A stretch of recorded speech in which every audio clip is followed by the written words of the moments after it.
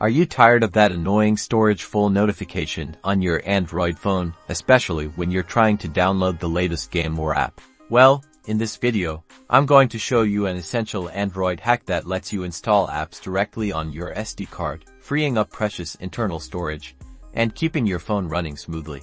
First, you'll need to find your phone settings app, usually represented by a gear icon.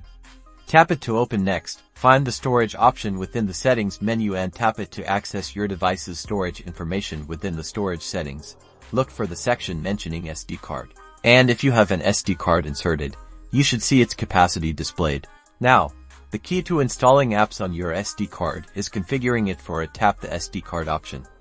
You should see an option that says Format as internal storage. Be careful formatting the SD card this way will erase all the data if you have important files on it. Back everything up before proceeding, then tap the options that says Format as internal storage followed by Erase and Format. The formatting process may take a few minutes. Once complete, your phone will ask to move all contents from existing device storage to the SD card. Then, select the Move Now option to transfer any current content like photos and videos to your new SD card storage. Now, go back to your settings and then Apps. In the Apps menu, locate the app you want to move or install. The available apps that are installed on the device will be displayed from the app information. Tap the Storage option. Inside the storage options, look for the Change option there. You'll be prompted with a choice to move the app to either internal storage or the SD card. Choose SD card to move or install the app there.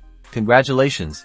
You have successfully installed apps on your SD card. You can now enjoy more storage space and smoother device performance. Remember, this process is especially helpful for phones with limited internal memory. Don't forget to like this video and subscribe for more Android tips and tricks.